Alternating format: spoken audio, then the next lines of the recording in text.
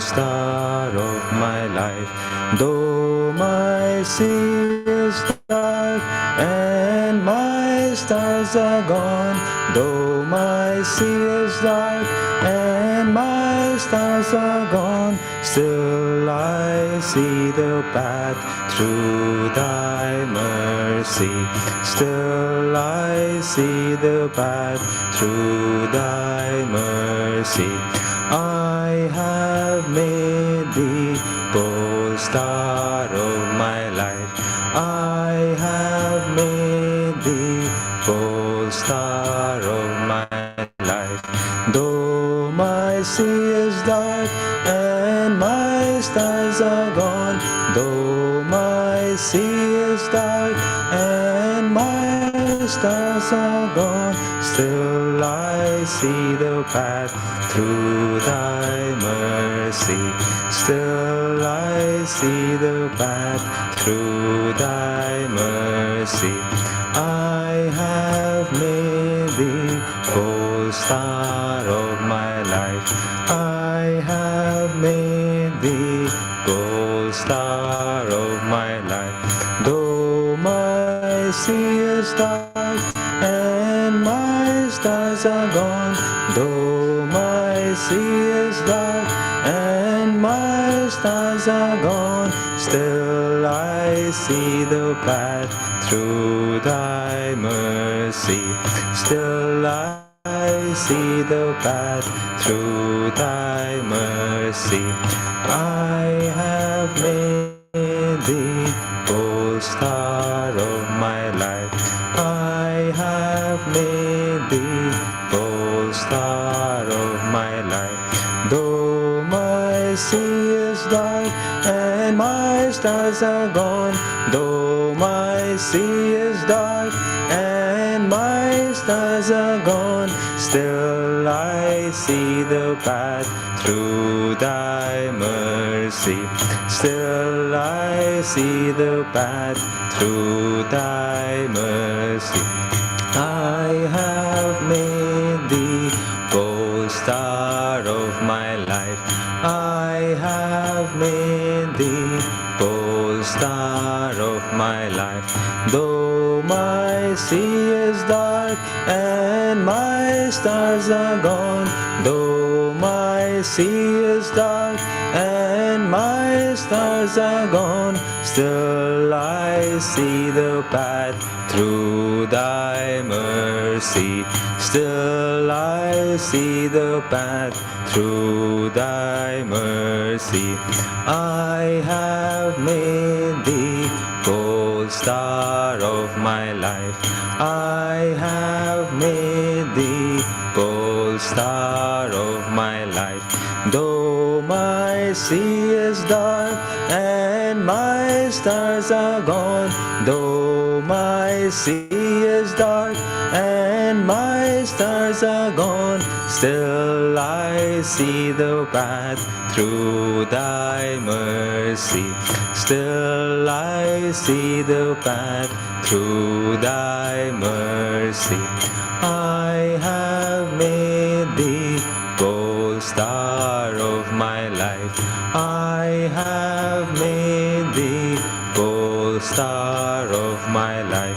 Though my sea is dark and my stars are gone, though my sea is dark and my stars are gone, still I see the path through thy mercy. Still I see the path through thy mercy. I have made thee pole star of my life. I have made thee pole star of my life. Though my sea is dark and my stars are gone, though my sea is dark and my stars are gone, still I see the path through thy mercy.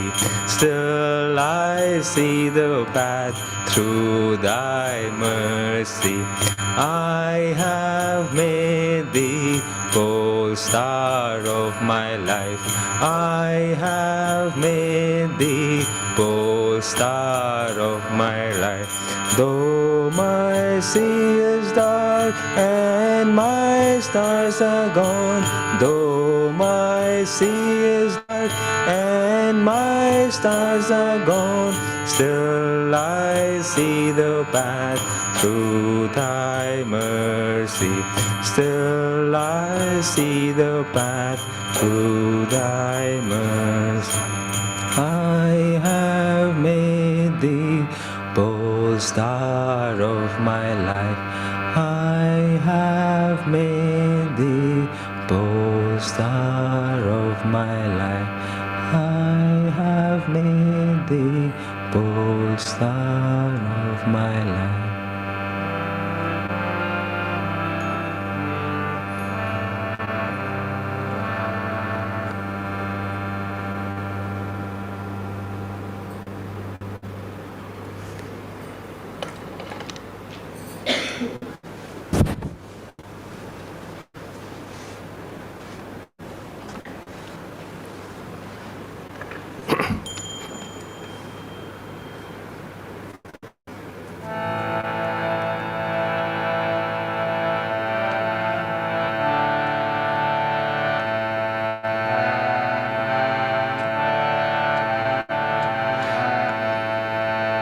Shri Yogananda, guide to inner freedom, steal into my heart of hearts, banish my delusion. Shri Yogananda, guide to inner freedom, steal into my heart of hearts, banish my delusion. Shri Yogananda, guide to inner freedom, steal into my heart of hearts, banish my delusion. Shri Yogananda, guide to inner freedom, steal into my heart of hearts, banish my delusion.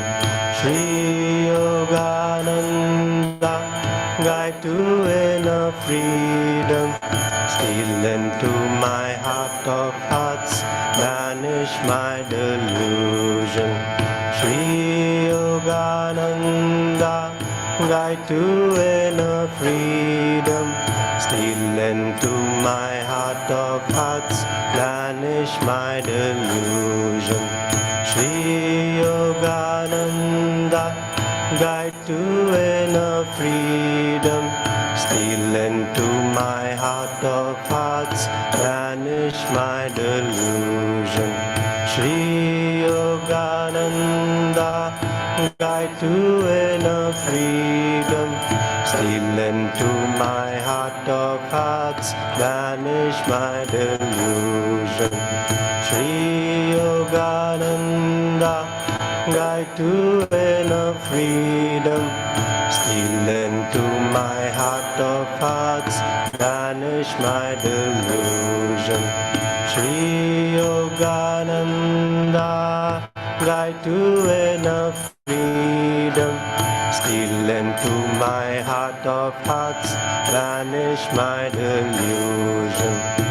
Shri Yogananda, guide to inner freedom, steal into my heart of hearts, banish my delusion. Shri Yogananda, guide to inner freedom, steal into my heart of hearts, banish my delusion. Shri Yogananda, guide to inner freedom, steal into my heart of hearts, banish my delusion. Shri Yogananda, guide to inner freedom, steal into my heart of hearts, banish my delusion. Shri Yogananda, guide to inner freedom, steal Still into my heart of hearts, vanish my delusion. Sri Yogananda, guide to inner freedom. Still into my heart of hearts, vanish my delusion. Sri Yogananda, guide to inner freedom.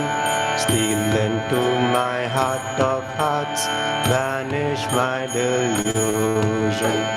Sri Yogananda, guide to inner freedom. Still into my heart of hearts, vanish my delusion. Sri Yogananda, guide to inner freedom. Still into my heart of hearts, vanish my delusion. Sri Yogananda, guide to inner freedom. Still into my heart of hearts, vanish my delusion. Sri Yogananda, guide to inner freedom. Still into my heart of hearts, vanish my delusion.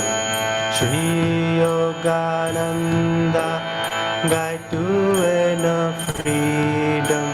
Still into my heart of hearts, vanish my delusion. Sri Yogananda, guide to inner freedom. Still into my heart of hearts, vanish my delusion. Sri Yogananda, guide to inner freedom. Still into my heart of hearts, vanish my delusion.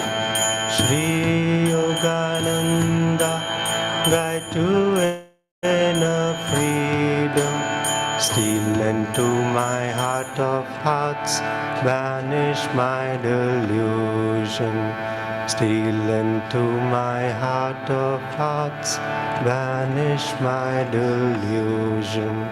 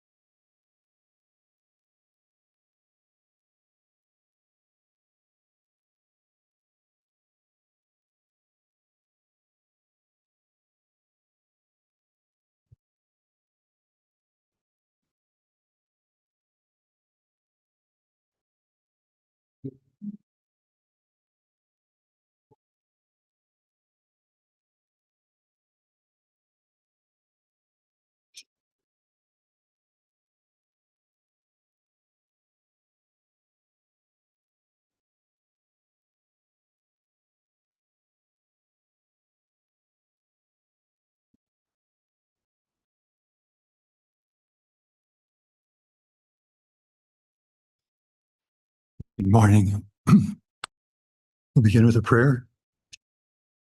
Heavenly Father, Divine Mother,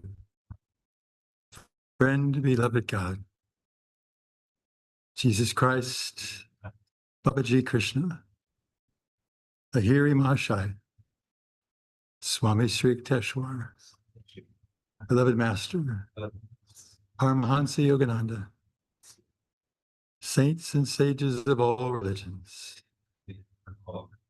we humbly bow to you all. Thank you for the blessing of this satsang. Help us to deepen our faith, strengthen our love, increase our willingness, to be channels for thy grace to everyone we meet. Om. Peace. Amen.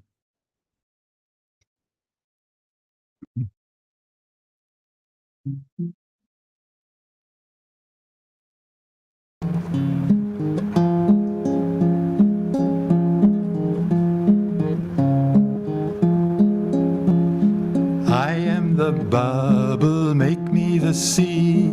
I am the bubble, make me the sea. Make me the sea, oh make me the sea. Make me the sea, oh make me the sea. Wave of the sea, dissolve in the sea. Wave of the sea, dissolve in the sea. I am the bubble, make me the sea. I am the bubble, make me the sea. So do thou, my Lord, so do thou, my Lord. Thou and I never apart, thou and I never apart. Wave of the sea, dissolve in the sea. Wave of the sea, dissolve in the sea. I am the bubble, make me the sea. I am the bubble, make me the sea. Make me the sea, oh make me the sea. Make me the sea, oh make me the sea. Wave of the sea, dissolve in the sea. Wave of the sea, dissolve in the sea. I am the bubble, make me the sea. I am the bubble, make me the sea. So do thou, my Lord, so do thou, my Lord. Thou and I never apart, thou and I never apart. Wave of the sea, dissolve in the sea. Wave of the sea, dissolve in the sea. I am the bubble, make me the sea. I am the bubble, make me the sea. Make me the sea, oh make me the sea. Make me the sea, oh make me the sea. Wave of the sea, dissolve in the sea. Wave of the sea, dissolve in the sea. I am the bubble, make me the sea. I am the bubble, make me the sea. I am the bubble, make me the sea. I am the bubble, make me the sea.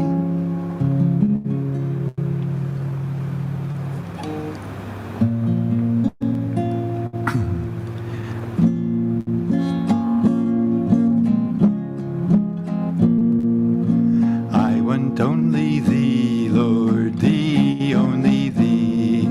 I want only thee, Lord, thee, only thee. I want only thee, Lord, thee, only thee. I want only thee, Lord, thee, only thee.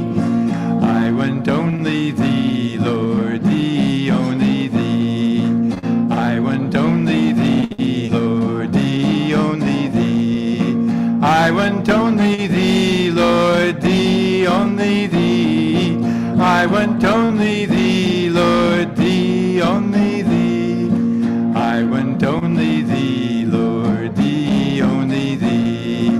I want only thee, Lord, thee, only thee. I want only thee, Lord, thee, only thee. I want only thee, Lord, thee, only thee. I want only thee, Lord, thee, only thee. I want only thee, Lord, thee, only thee. I want only thee, Lord, thee, only thee. I want only thee, Lord, thee, only thee. I want only thee, Lord, thee, only thee. I want only thee, Lord, thee, only thee. I want only thee, Lord, thee, only thee. I want only thee, Lord, thee, only thee. I want only thee, Lord, thee, only thee.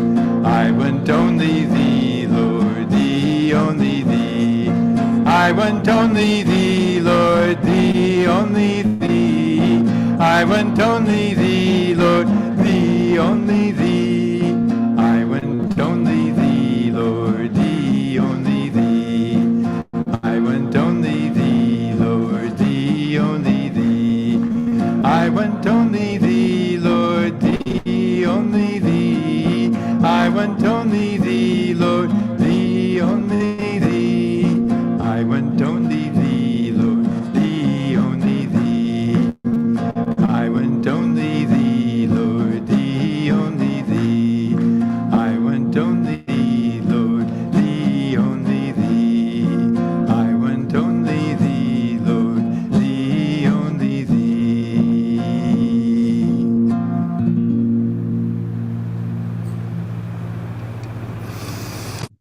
And we'll have our meditation.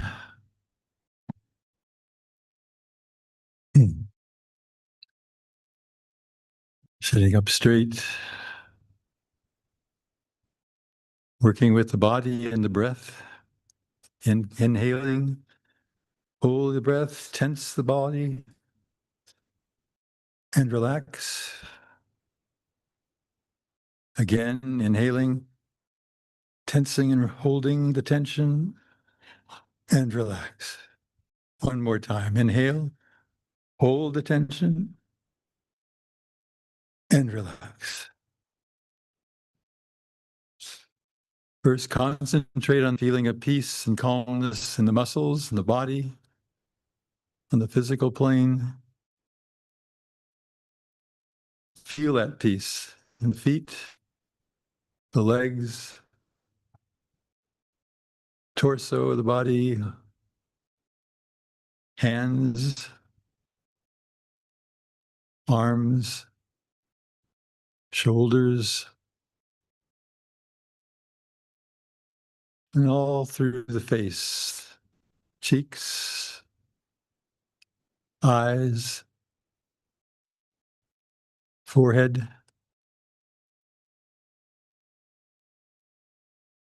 Let that relaxation flow all from the body, from the top to the bottom.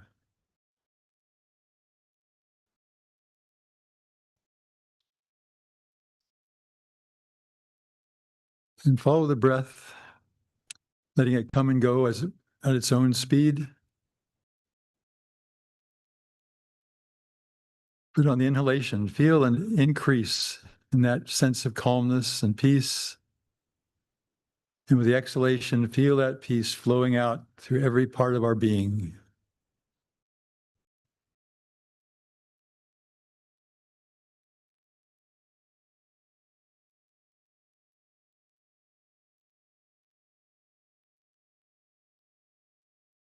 And let that peace flow into the mind, releasing all tensions, all worries.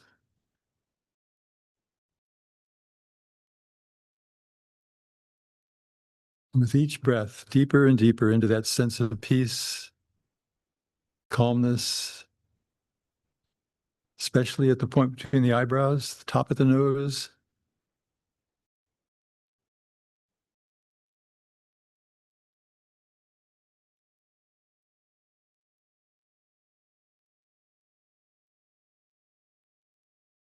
Offer yourself with each breath deeper and deeper into that presence, that experience of calmness, love, joy, expansion.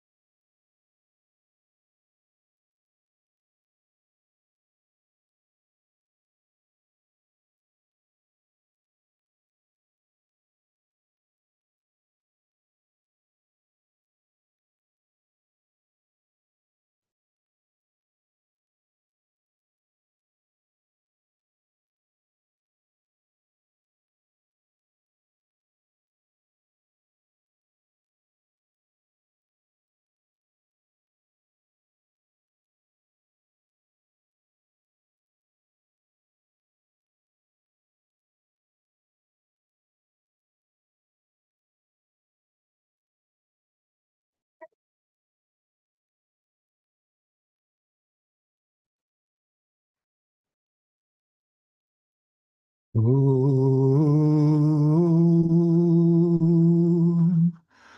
Om. Om. Om. Om.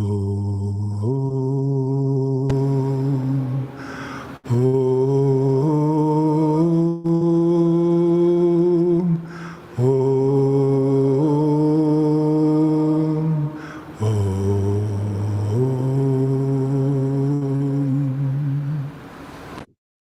Om. Shanti, Shanti, Shanti.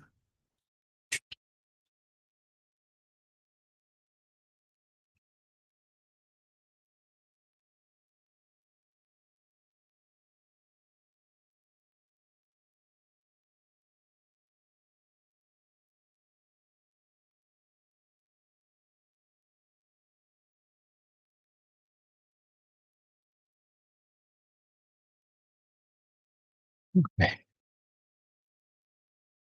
Nice to be here this morning. Just to have a meditation like that, where we're all basically have a chance to step out of our egos and just to be with one with each other in our soul nature is a tremendous blessing on this planet. We all are, this morning we're going to talk about Kriya Yoga as a pathway to bliss. And this idea that bliss is possible was certainly not part of my upbringing. I was brought up in the West this lifetime and very much immersed in the ego material world right from the beginning. No one ever talked to me about anything other than that. As most of you know, I spent most of my life helping with education and children, education for life. And one of the wonderful blessings of that is that it ensures that children from a very young age have a chance to experience meditation. And they are, encouraged to have times of calmness, even right from when we have the little tiny ones, the nursery schoolers.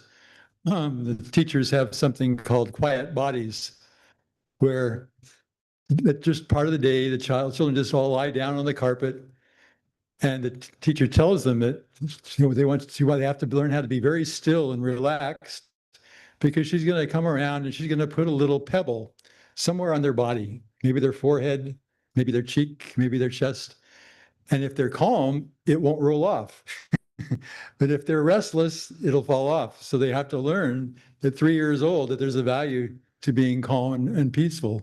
And of course, you build on that as they get older. But it starts people off on a wonderful first step.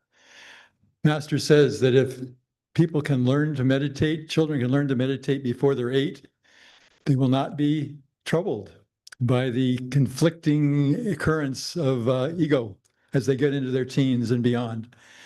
They'll have that point of reference. And I've watched that over the years. If they've had that experience of inner peace, they carry it with them. And of course, there's the attraction. There's the attraction of the sensory world. When you're all of a sudden you're 12 years old and all you realize that there are cars or there are ice cream cones or whatever it is, and you get all excited about it and you want to experience it. But if you've had this other experience of inner peace, you can compare that. I remember we had one girl, this guy was kind of a rebellious spirit, good energy, but not that easy to work with, but lots of energy, which is always potential. And she got to be about, I think she was 14 or 15, and she says, I've had enough of this school. I want to go to the real school and the public school in town. And I said, okay, all right.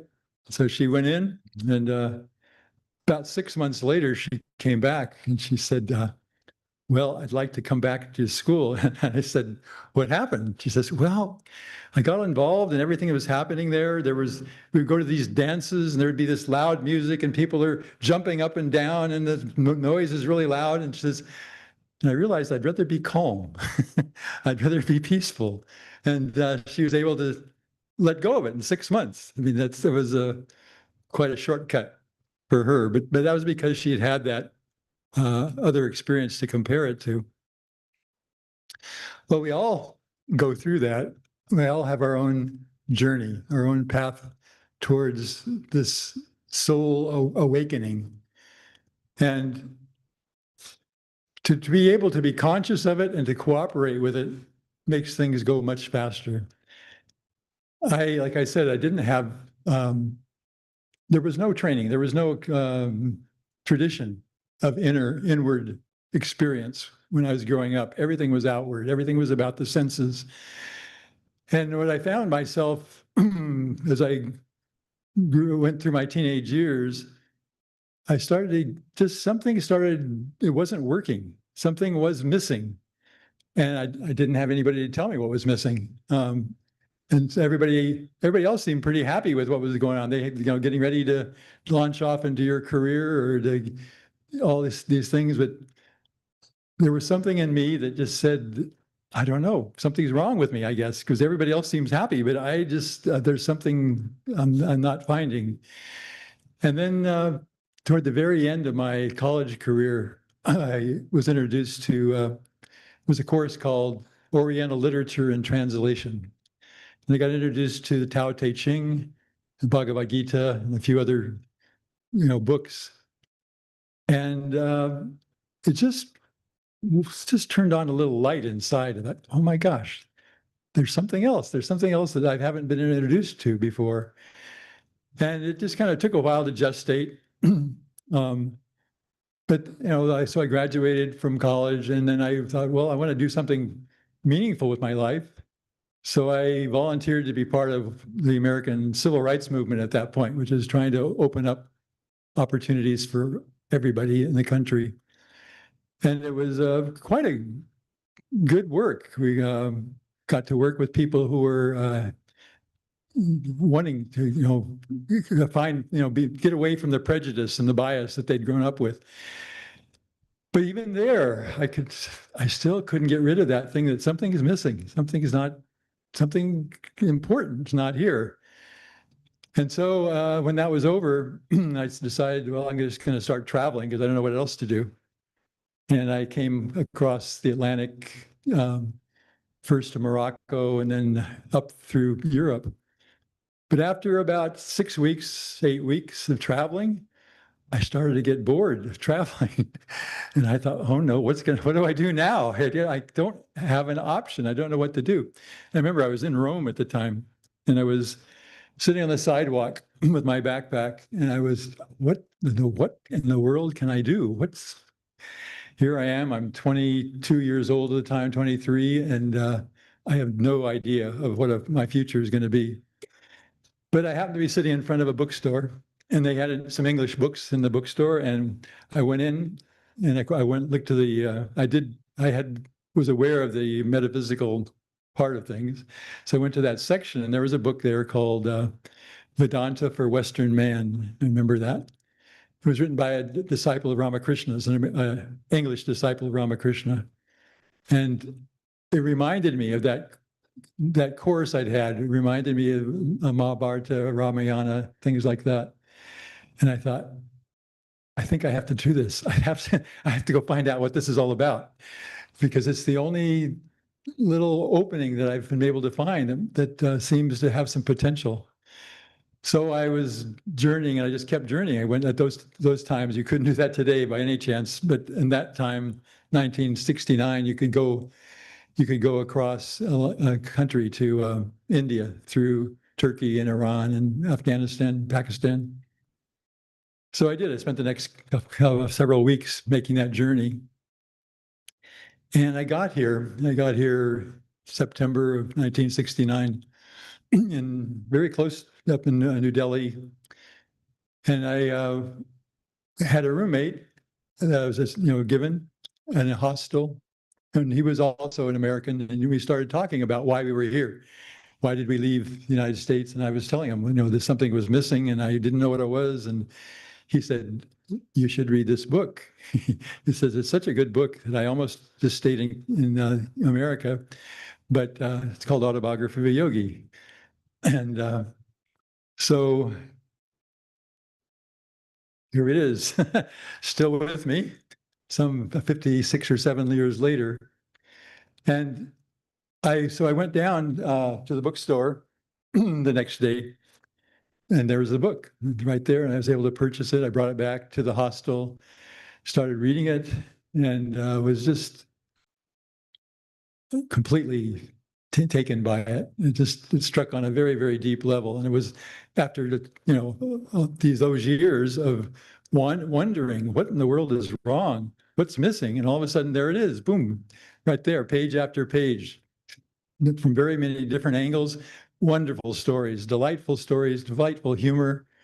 That wasn't, kind of somber and self-important at all.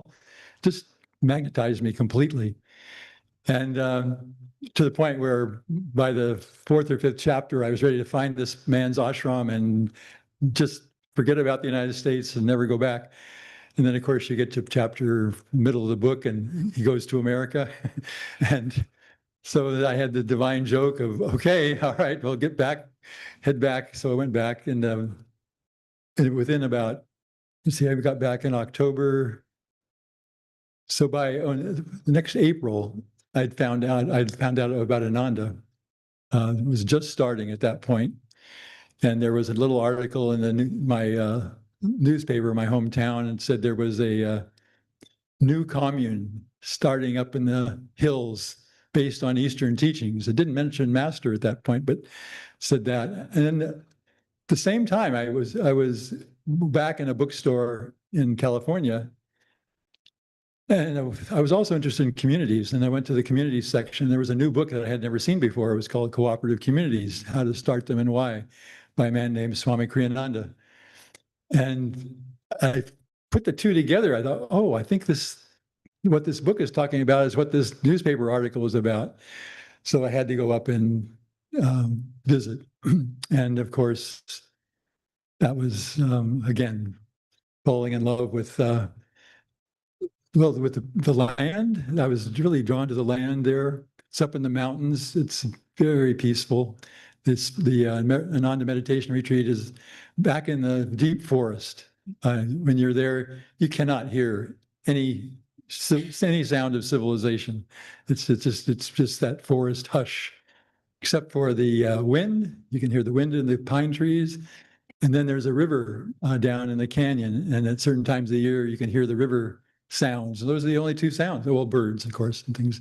But anyway, I was just amazed that such a place existed. And then the people that were there. The people, some of you know, Jaya, co-director of the Ananda India for many years. And Devi was there, and a few others. Jyotish was there. And I'd never met people like that before. And I thought, oh my gosh, I didn't know people like this existed. I want to be with these people. I want to hang out with them. And so it worked out. And that soul call, that was my story. That was my version of it. But we each have a unique version of it. We each have a unique story, an unfolding that we want to. That it's ours. And that's our path forward. We need to embrace it and explore it and take full advantage of it, and not compare it to other people's. We need to. Ours is completely right for who we are, and if we can just take advantage of it and learn from it. Master says that our incarnation is to educate us and entertain us. So whatever you've gone through is appropriate for you to make that step. But there are certain central themes that come in. First, this journey to bliss, this pathway to bliss. Bliss is the magnet that calls us. It's it's a memory of our soul nature that we, as Master says, we were all created. We were all initially one with the divine. And then through that creative process, we became individuals. We got a unique ego to work with. And we started our journey. We went out there, and of course, everything, all the sensory stuff looked pretty interesting. And, we wanted to check it out. And in the process, we got caught and we forgot. We got temporarily, a long temporary, but temporarily, we forgot that soul nature, except for that seed memory that there is this experience of being one with the divine. And that kind of churns deep inside of us. It can churn for incarnations. It does churn for incarnations, but it gradually gets stronger and stronger and calls us more and more. And at first, we were looking for it. We're looking for it, and we were looking for it in the sensory world because that's where our attention is. And we think, oh, this is where I'm going to find what I'm looking for. We use the word bliss to try to put a label on it, but it's beyond a label. It's what we're missing is that experience of complete oneness, complete integration with the divine. And so at first we're looking at, and we think, well, maybe it's happiness. And we go, the sensory happiness, and we look at very different things. We look at having a lot of money, or having a big house, or super nice car, or whatever it is, or the right relationship. And we go through that again and again and again.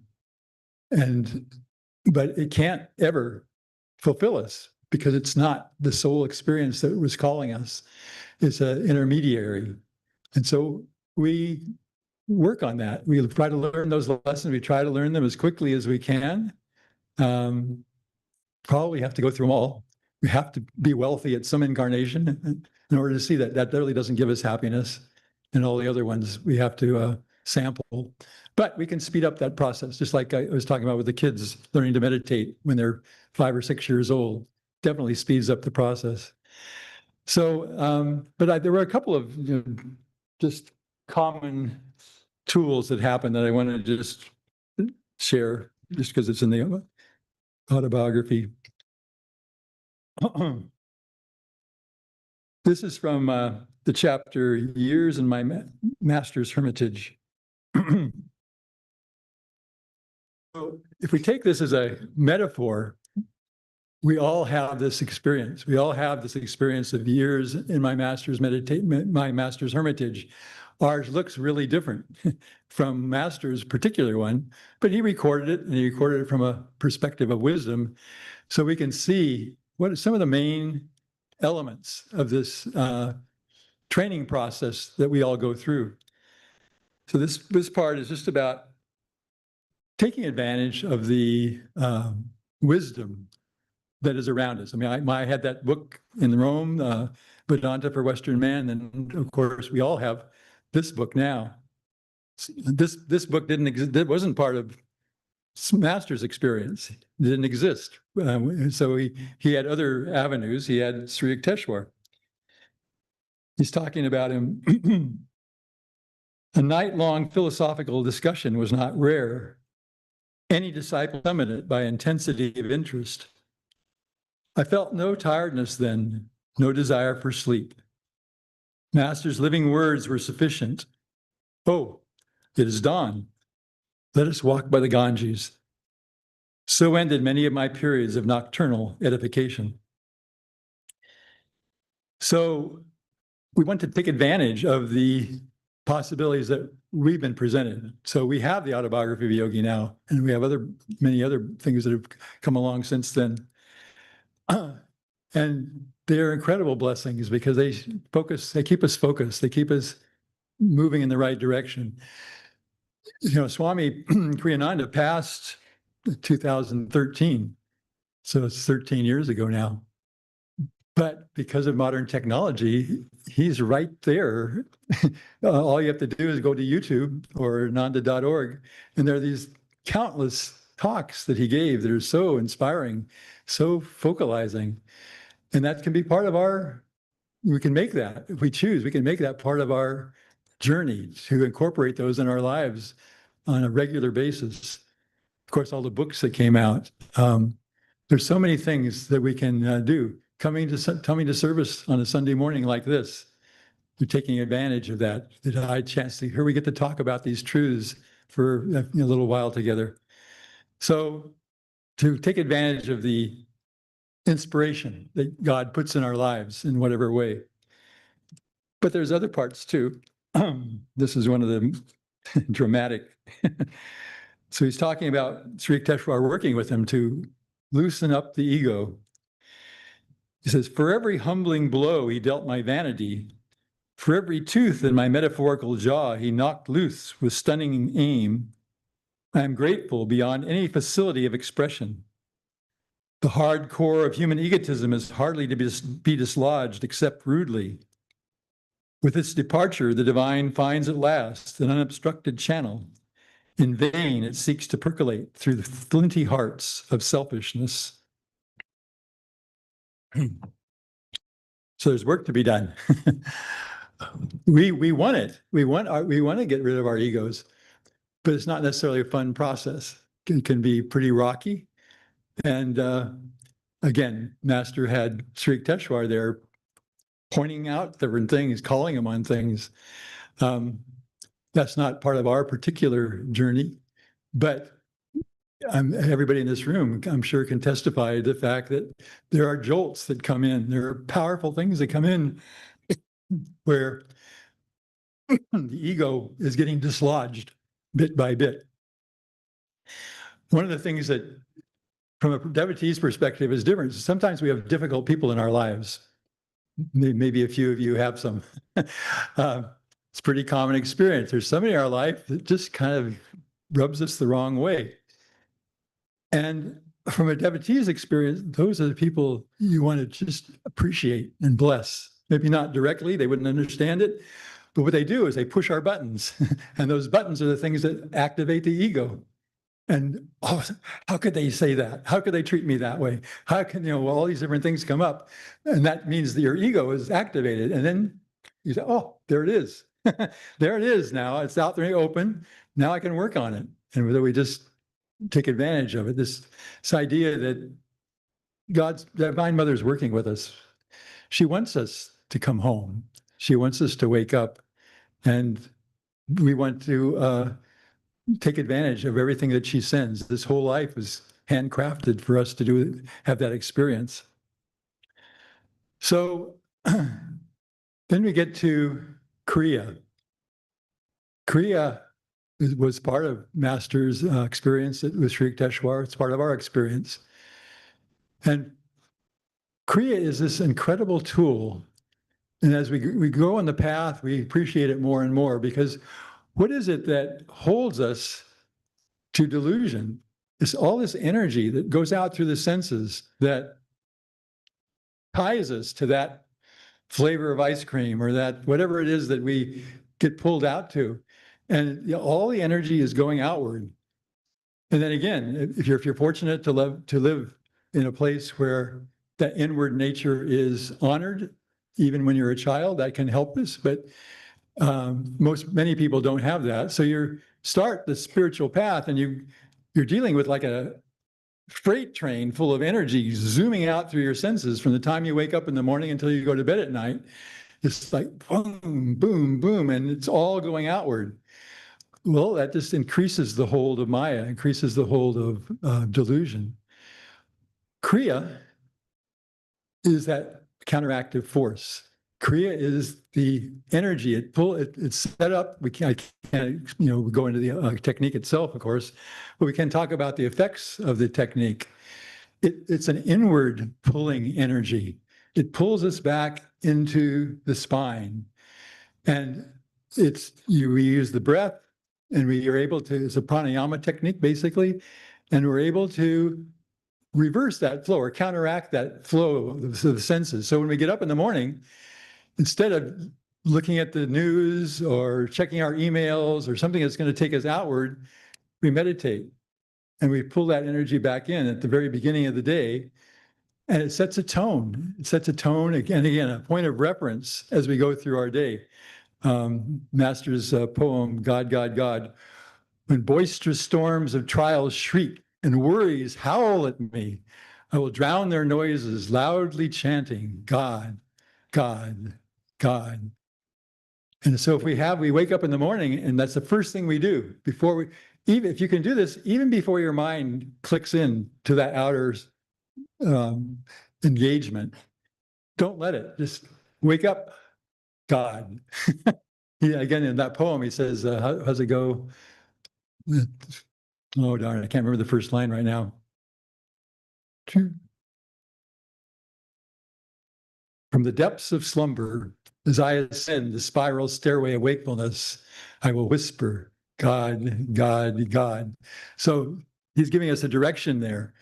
You wake up, God, and then get out of bed, go sit in the meditation, have that inner experience. And then it plants that seed. And then as you go through your day, as you go through the boisterous storms and trials are shrieking and all the crazy things are happening, I know Pratyush was telling me this morning that he was, his car got lost and all kinds of things happened before he came to pick me up to come bring me to service. And by 9 o'clock, he'd had a very intense day. That can happen to us. But if you got up and meditated first, you put it in that context and you can go, as Master says, throughout your day, find times to take that little sip of the infinite. Find a quiet place. You're sitting on the bus. Close your eyes. Just do an inner Kriya and recall that time. Recall, go take your mind back there. And you can do that, often. Train yourself to do that often during the day. It's, we're trained to meditate twice a day, which is great. It's the bedrock. But Master also says you can practice Kriyas anytime during the day, especially when you're feeling pulled off center. Just use that as a kind of a cue card that, okay, I can recenter now. It's time. I'm getting caught up in this delusion. Let me pull back and reattune with Master and the divine.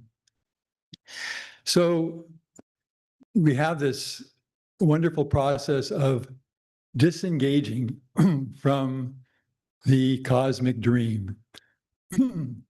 And Master does it really beautifully. I want to close by reading the beginning of the poem Samadhi, because he just talks about the role of the senses and the interplay with the soul. Maybe I can remember it.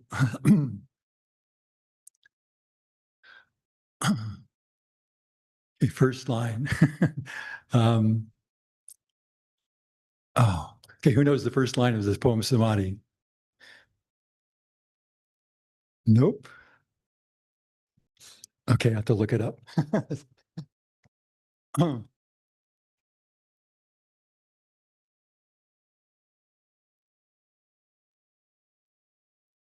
Yep.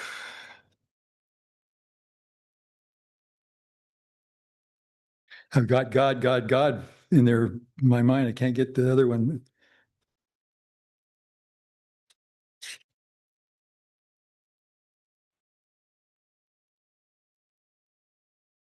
Well, where'd it go?